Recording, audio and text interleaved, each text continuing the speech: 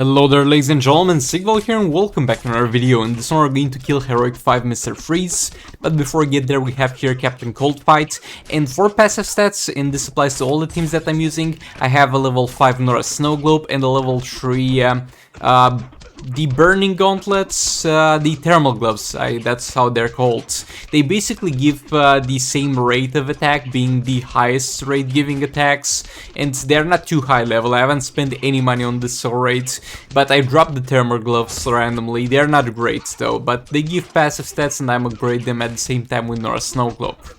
Now for this fight, League of Anarchy can do in our soul rates where I have higher passive stats a lot more damage. The highest I've seen is when we also receive passive stats from the Dark Metal cards, and that's in Dark Knight soul rates, and I've seen 1.6 billion or something like that. But there is no way we can get that much here. But if I don't mess it up, we might actually one-shot here. And boy, how can I mess this up at this point? This is literally the easiest gameplay in Injustice Mobile. Yeah, I will mess up, or I messed up at some point and it already happened. But there was a little bit of a mistake at some point, and this one, for some reason he attacked from the tag and then lost me a few seconds. And you might be like, oh, that's irrelevant, you just lost a few seconds. Those few seconds might have meant another tagging for Harley, or maybe some more damage for Harley, and might have been just enough to finish him. Or maybe it was not enough, but yeah, he's left with 63 mil. Next up we have a Batman Ninja team fight with Brainiac and Grodd. Again, level 5 Nora Snow Globe and level 3 Thermal Gloves for the passive stats. And we're going to have a level 9 Beta Club on Grodd to deal damage. And as far as he goes, I'm not really sure if he can do 2 billion damage, because yet again he's got quite low passive stats. But usually what matters the most for him is that he's got a convenient fight that he can properly combo and chop. Because when we combo and chop, we do so much more damage than when we do the infinite combo, because it's mostly more basic attack hits that get in there if we play it like this. And they increase the lethal attack damage from the Robin passive and they result in more damage. I think that's not great is also the class disadvantage, because from that debuff we get applies to both our basic attack hits and our Beta Club dot damage, so that's not great. But at the same time they don't matter that much still, even in those scenarios, and it's most likely gonna be enough to kill this dude. It's important that this combo is choppable also because we have such a far easier time with Brainiac, and the faster you finish with Brainiac, the faster you can get dealing damage with Grodd. I think like worst case scenario is that you finish and you have 1:30 left of the fight, or you finish and you have 2 minutes of the fight. And in that case you're most likely gonna one-shot, which happened here. Now this man over here, look, you're not gonna see the full picture. You're gonna see a fight where we deal most of his health with penalty laughs and Deathstroke, and you're gonna think, oh, this went smoothly on the main account, so not something like the secondary accounts. All I'm gonna say, I'm gonna show you the end of this man after this fight, but we use Manta here before getting there, and we use Batman Ninja team. I tried Catwoman with Beta Club with only Robin support. Not gonna show you those fights, they didn't go too well, but just keep in mind that after this fight it took 3 more fights to kill this man, okay? So it was not a great time on the main account either. But yeah, here we have Penalty Laughs and Deathstroke. First we want to get all our percentage health damage with Penalty Laughs and then start doing damage with Deathstroke.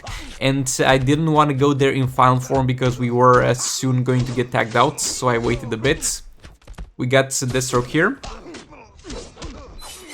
Penalty Laughs back in. Backing off, re-engage the combo. Combo and chopped again. Deathstroke back in there. Special 2. Another special 2 in there. Sorry for the interruption, I actually had to answer my phone, but yeah, back to the fights. We want to get Penalty Laughs in final form, ideally as soon as the tagging starts, because we want to make the best out of it, but it's okay, we got that option out of the table because he just got killed. That makes things more simple for us, and at the same time he did enough, he did quite enough on that first transformation. Deathstroke kept doing his specials. That was a 5 mil, so that's a flag that we are done with the base Deathstroke, so now we're going to start making efforts to get the clones in there. Combo and chopping until super move here. The clones on this fight really need to get this man on in the corner. Actually, they don't, never mind, because this is Chaos Seconds, so they need to get 3-second specials in there. That's the best case scenario for them. But with him backing off like that, it's simply not gonna be possible. Another clone gets tagged in there and is not having a great time at the start, but it's in the corner so it can combo interrupt a bit. We have the problem that we're going to get tagged out anyway, so I don't think we'll have, yeah, we didn't have enough time to get energy for the 3rd-second special. So basically the best case scenario would have gotten 2 more Deathstroke special 2s in there, but it went all well enough. And yeah, moving on to the next fight, where we're going to not spare a process that this is it. He got killed, okay? That's all you need to know. We're not going to get into how we got to this point from the Deathstroke fight. That's not something I really want to talk about. Now, moving on to the next fight, it's gonna be a quick one. So here I used Manta 2 times against Aquaman, but then I just had Raven, Mr. Freeze available as literally the last team. That's what we call here bad team management. Kind of overestimated how much Manta could do over here, and then I ended up having to use this team here. It's gonna be a fast one. Just Raven applying darkness and Mr. Freeze freezing and applying a lot of damage with the Beta Club. Another special 1 there. Special 2. Re-engage the combo, Raven back in there, special 1 again. Jump attack. Jump attack again. Raven back in there, special 1. He's frozen again, another jump attack, and he's already kind of dying. So at this point we need him to kill 1 character, because I might get unusual gameplay if I don't allow him to kill 1 character. And that's what we're going to do. Come on, go ahead, kill Mr. Freeze. He's done his job. You're sitting on 1 HP, my dude. There we go. And Power Girl with a super move, finishing the fight. Now, moving on to Mr. Freeze. So, as far as this man goes, and I've played him a lot on the secondary account as well, I'm gonna kill him here in 2 fights, and most likely I could do it in 1, but it's just safer to use Don't Laughs and Deathstroke first, because if I fail to one-shot him in the first fight, then I'm going to waste so many more fights than if I just used 1 fight before. So we're going to start with percentage shell damage, but I did fight him, and I'm currently still fighting him on the secondary account, and I do like this man as a final boss. Actually, he's not a bad final boss. He doesn't seem to be too unfair. He doesn't have any unfair mechanics except for the percentage health cap, the damage cap. That's makes him Flying Stockman not so great against this dude, and the stun resistance. He's also got disable resistance, but yeah. Fat Rib, no Sorrow Banshee, but other than that, he's quite a fun boss to fight. He's combo interruptible, his specials are somewhat predictable, he doesn't deal disastrous amounts of damage unless you get frozen.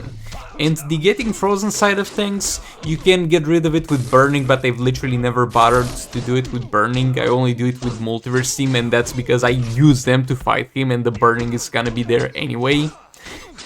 He's kind of made for you to have an incentive to use thermal gloves to apply burning so the ice doesn't fall from the sky, but it's not that hard to counterplay, and we're going to get more in depth when I show you the fights tomorrow, maybe on the secondary count. You just back up from it. It's gonna be a little bit more inconvenient than if you were fighting him without that being there, but it's gonna be fine for the most part and for most teams, and it's okay. It's something that you can counterplay. You get hit by ice, this is going to be the hardest fight in the game. You don't get hit by ice, there we go, easy fights.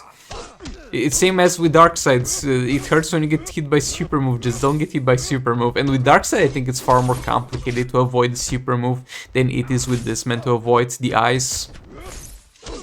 Would have been interesting if like Darkseid had some bombardments that he does as a character falling from this kind in his fights. And instead of his super move one-shotting you and him being able to use it multiple times, you'd get the bombardments one-shotting you and you'd have to dodge them like you dodged this one.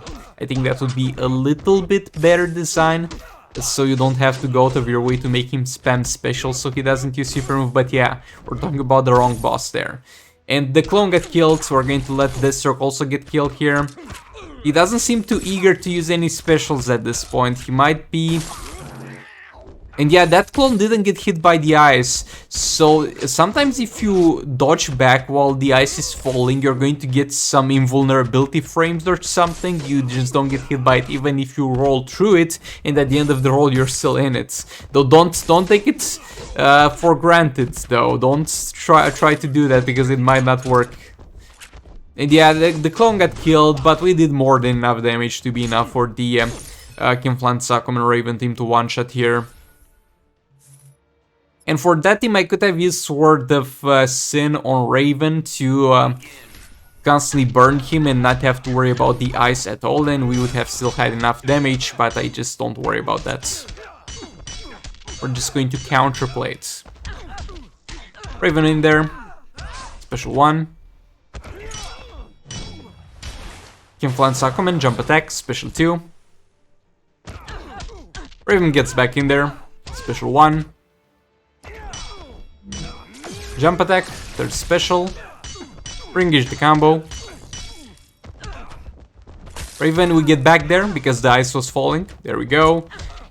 Almost didn't inconvenience me with anything there because we were able to re-engage the combo, and that kind of incentivized me to also do 2 disables on that Hagen since he was not in the corner anymore anyway. Raven back in there.